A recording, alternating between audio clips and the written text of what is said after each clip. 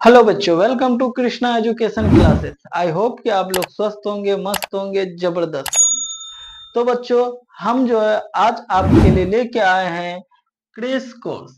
ठीक है, ये क्रेश कोर्स में जो है आपको जो है उन सभी महत्वपूर्ण प्रश्नों को जो है बताया जाएगा जो आपके जो है बोर्ड एग्जाम में आने वाले हैं।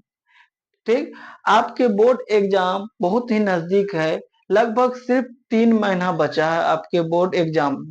ठीक है, तो इस समय आप लोगों को जो है बहुत ही अच्छी तरीके से पढ़ाई करना चाहिए, क्योंकि जो है ये बोर्ड एग्जाम आपकी जो जिंदगी का जो है पहला सीढ़ी होता है। किसी भी विद्यार्थी का जो है क्लास 10th का जो बोर्ड एग्जाम जो होता है वो उसके जिंदगी का पहला सीढ़ी होता है, वो उसकी सफलताओं का जो है पहला सीढ़ी का होता है। तो इस समय आपको जो है उन सभी जो है इंपॉर्टेंट प्रश्नों को जो है पढ़ना चाहिए जो आपके एग्जाम में आने वाले हैं। ठीक है, तो हम जो है आपके लिए लाए हैं क्रेश कोर्स, और इस क्रेश कोर्स के माध्यम से आपको सिर्फ और सिर्फ इम्पोर्टेंट जो जितने भी क्वेश्चन है उनको बताया जाएगा।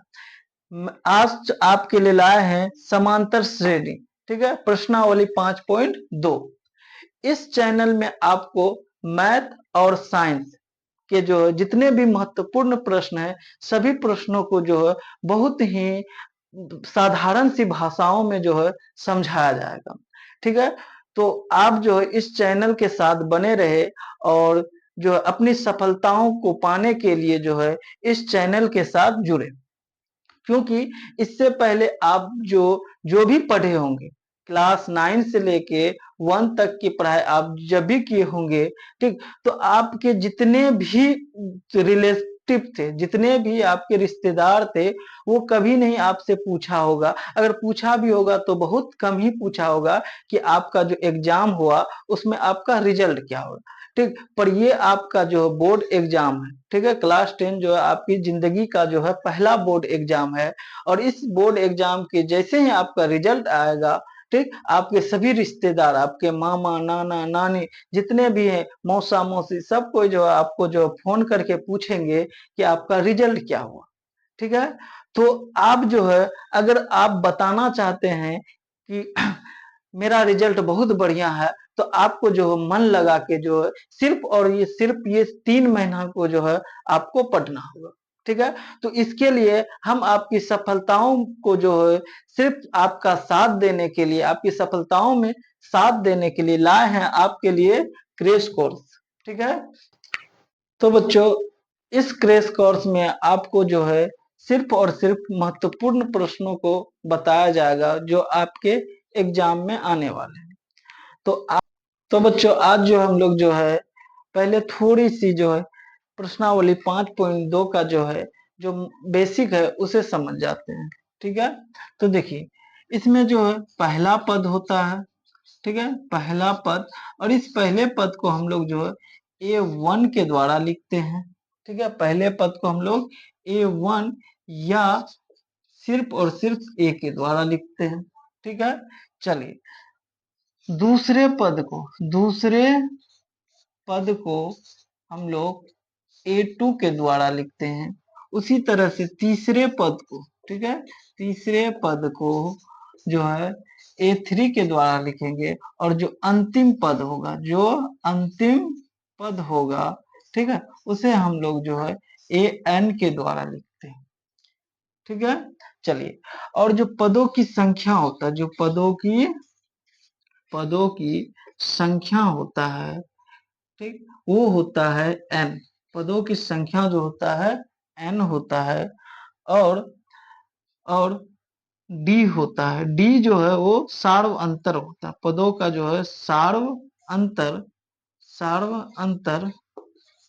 ठीक है, सार्व अंतर पदों का d कहलाता है।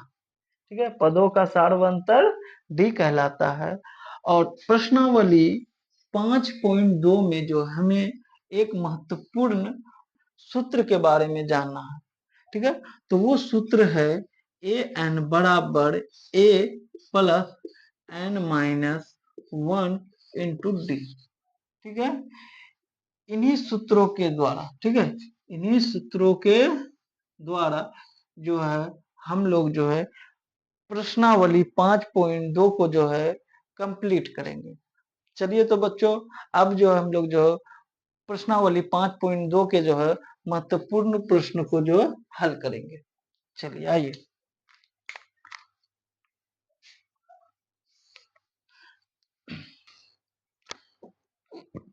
तो बच्चों हम लोग जो पहला प्रश्न बनाएंगे प्रश्न नंबर 3, जिसमें कहता है निम्नलिखित समांतर श्रेणियों में रिक्त खानों के पदों को ज्ञात कीजिए। रिक्त खान मतलब जो बॉक्स है उसके जो है पदों को जो है ज्ञात करना, वो खाली जगह को जो है ज्ञात करना है। ठीक है, चलिए क्वेश्चन नंबर 3 का पहला क्वेश्चन है 2 कोमा बॉक्स और 26।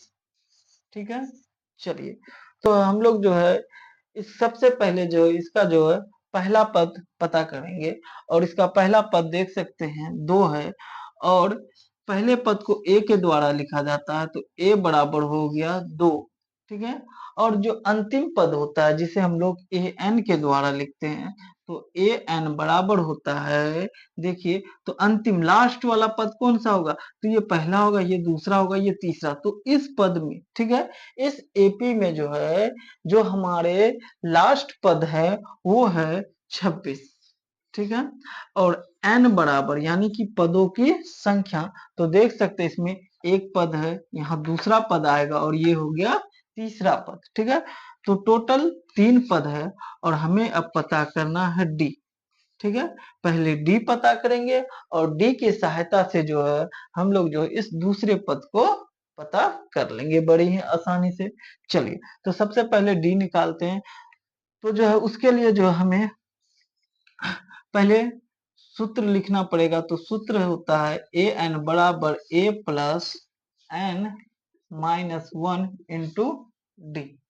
चलिए तो ए एन देखिए एनवा पद, ए एन को जो हम लोग एनवा पद भी बोलते हैं या अंतिम पद। ठीक है, एक ही बात होता है, एनवा पद या अंतिम पद इसे कहा जाता है। तो ए एन देख सकते हैं 26 है बराबर ए 2 है प्लस एन 3 है माइनस 1 और डी हमें पता करना है। ठीक है, चलिए तो देखिए 26 ये प्लस का 2 बराबर का इस पार लाएंगे तो माइनस का 2 हो जाएगा और इधर बच जाएगा 3 में से 1 को माइनस करेंगे 2 और 2 को जब डी से गुना करेंगे तो हो जाएगा 2d। चलिए 26 को जब 2 से माइनस करेंगे तो हो जाएगा 24 और इधर बच जाएगा 2d। ठीक है, 24 बराबर, ठीक है इधर देखिए ये जो है गुणे में है, इधर आके भाग में हो जाएगा और इधर बच जाएगा अकेले डी। ठीक है, चलिए ये कट जाएगा 12 बार में, तो 12 बराबर आ गया डी, तो हमारा डी पता चल गया हमें 12। अब इस डी के द्वारा जो है हम लोग जो है ये A2 को जो है निकाल लेंगे, तो A2 बराबर होता है A2 बराबर होता है A प्लस डी। ठीक है, A2 बराबर होता है A प्लस डी, तो देख सकते हैं हमारा A 2 है और D जो है अभी अभी निकाले हैं 12। ठीक है, चलिए दोनों को जोड़ दिए 12 और 2 हो जाता है 14, यानी कि ये जो हमारा A2 निकला ये निकल गया 14। ठीक है, तो देख सकते हैं कितने आसानी से जो है हम लोग जो है क्वेश्चन नंबर तीसरा का जो है पहला सॉल्व कर दिया। अब चलिए अब दूसरा हम लोग बनाते हैं इसका। तो बच्चों अब देखिए क्वेश्चन नंबर तीसरा का दूसरा नंबर। ठीक है, यहाँ एक खाली डब्बा है। ठीक है, उसके बाद 13, फिर से खाली डब्बा और फिर 3।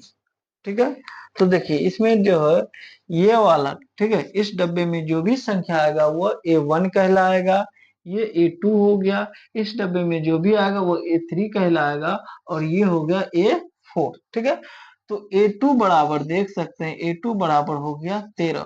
ठीक है, चलिए A2 जो होता है A2 को हम लोग जो A प्लस डी लिख सकते हैं। ठीक है, A प्लस डी बराबर हो गया ये देख सकते हैं 13। ठीक है, तो इसे हम लोग समीकरण 1 मान लेंगे।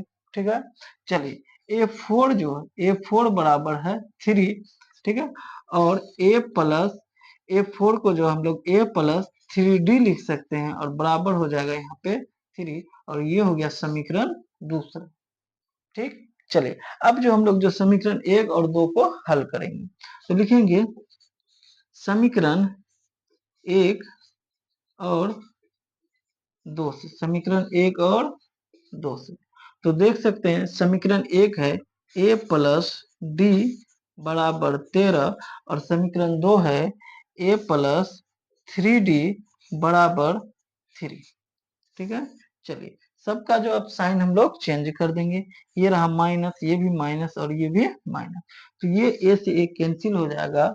यहाँ पे देखिए माइनस का 3d में से प्लस का d को क्या कर देंगे, घटा देंगे, तो हो जाएगा माइनस का 2d। अब बराबर इधर देखिए 13 में से 3 को माइनस करेंगे, 13 में से 3 को माइनस करेंगे तो हो जाएगा 10।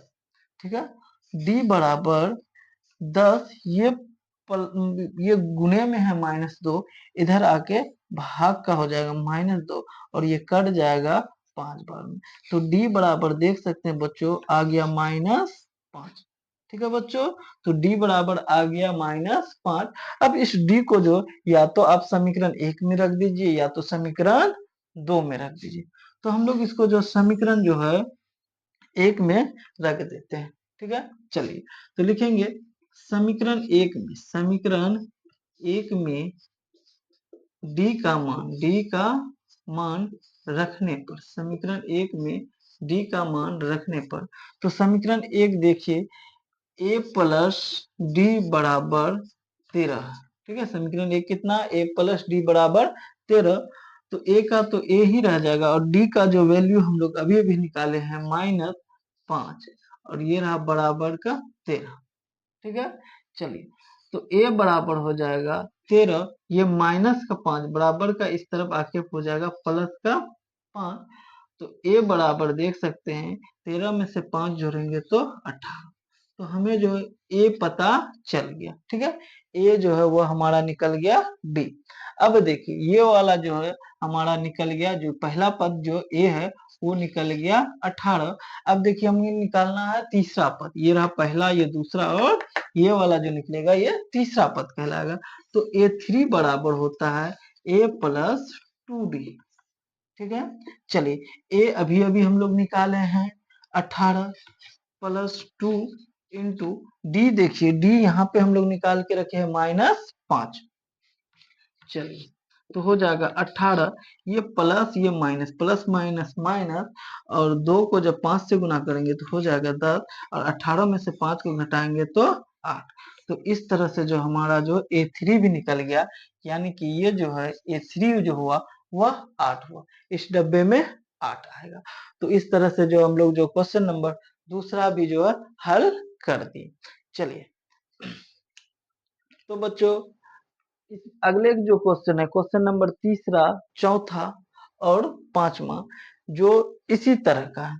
ठीक है, जो अभी आप लोगों को बताया क्वेश्चन नंबर पहला और दूसरा सेम उसी तरह से है, तीसरा चौथा और पांचवा। ठीक है, तो इसे आप जो अपने से जो है हल करने का जो है प्रयत्न कीजिएगा, क्योंकि अभी आप लोग का जो है मैट्रिक बोर्ड का एग्जाम आने वाला है, और अभी आप जितना प्रैक्टिस अपने से कीजिएगा उतना ज्यादा आपको फायदा होगा।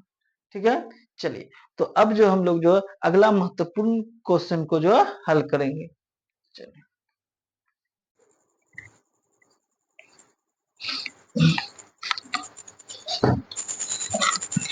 तो बच्चों क्वेश्चन नंबर 7 देखिए।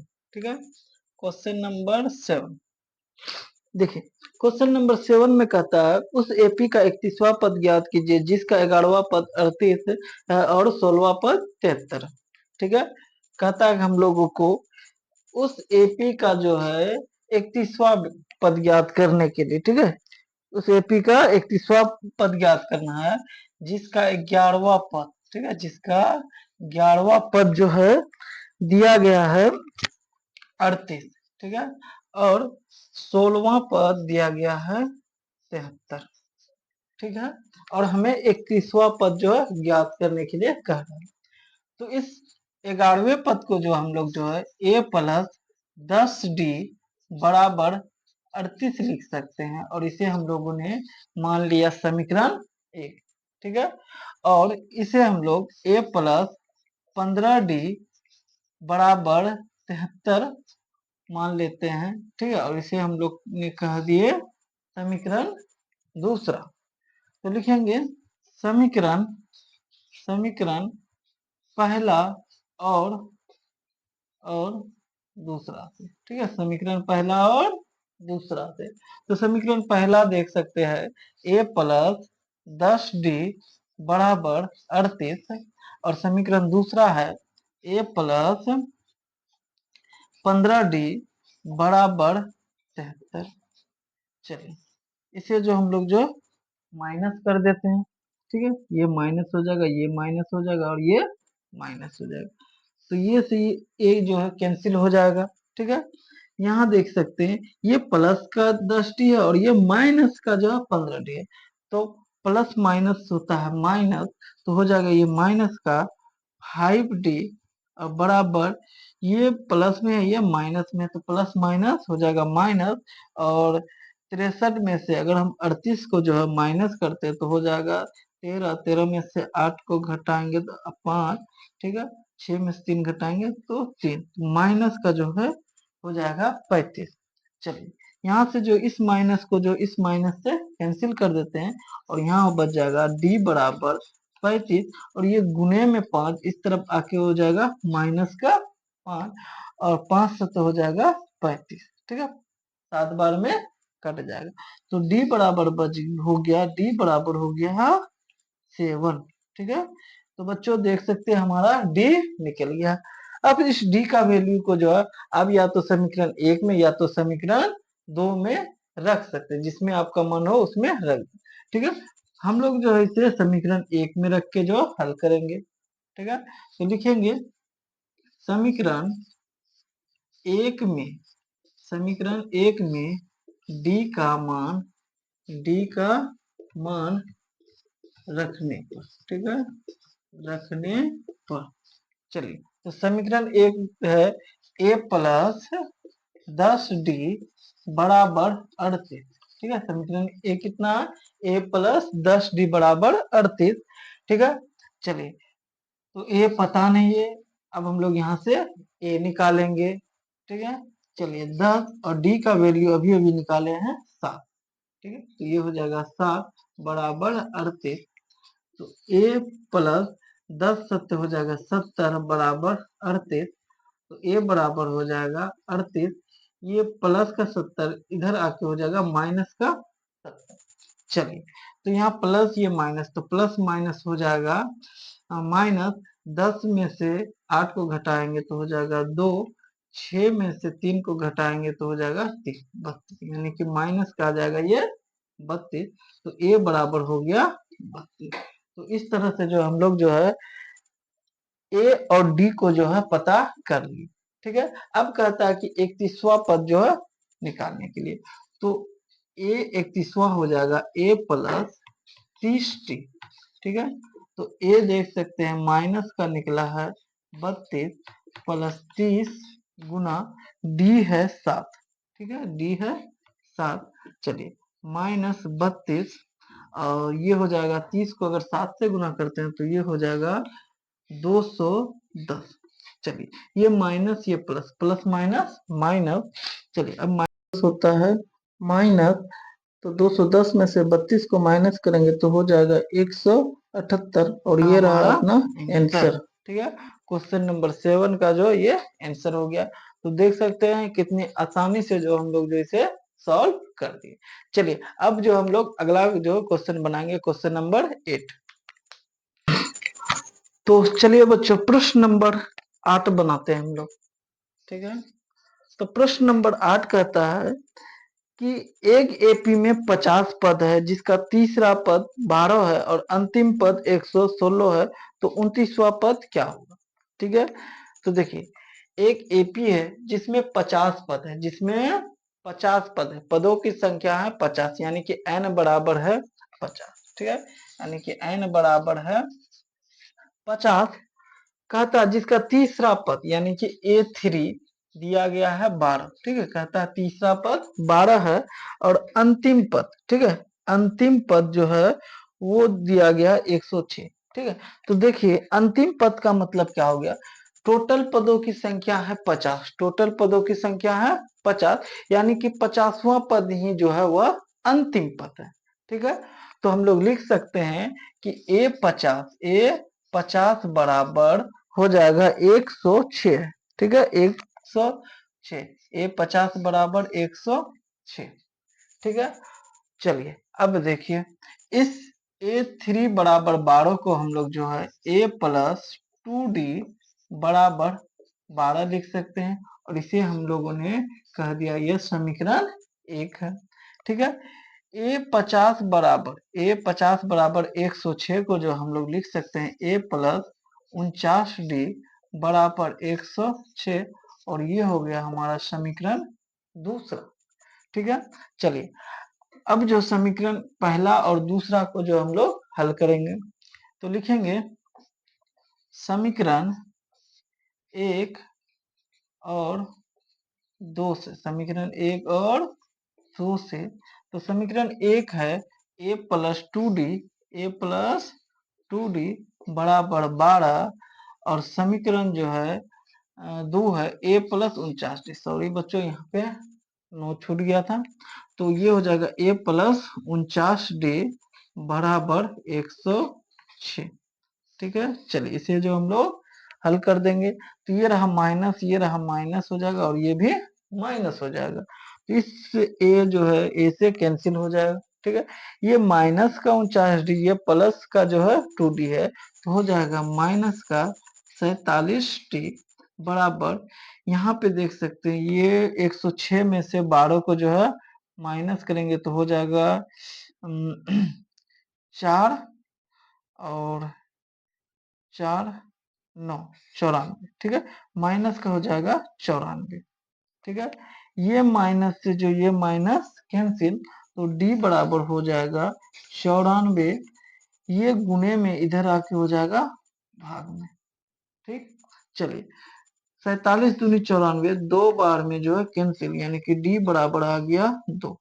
ठीक है, डी बराबर आ गया 2। इस डी को जो आप जो है समीकरण 1 या समीकरण 2 में रख के जो है ए का वैल्यू को निकाल सकते हैं। तो हम लोग जो यहाँ पे जो समीकरण 1 में जो है डी का मान को रखेंगे, तो लिखेंगे समीकरण 1 में, समीकरण 1 में, ठीक है, डी का मान रखने पर, समीकरण 1 में डी का मान रखने पर, ठीक है, तो समीकरण 1 देख सकते हैं, ये है A+2D बराबर 12। ठीक है, चलिए तो A+2 गुना डी का वैल्यू अभी अभी निकाले 2, तो यहाँ पे हम लोग लिख देंगे 2 बराबर हो जाएगा 12, तो A प्लस हो जाएगा 2 दूनी 4 बराबर 12। ठीक है, तो A बराबर हो जाएगा 12, ये प्लस का 4 इधर होके आ जाएगा माइनस का 4, और ये A बराबर हो जाएगा 12 में से 4 को जो माइनस करेंगे हो जाएगा 8। तो यहाँ से जो हम लोगों का जो है ए भी पता चल गया।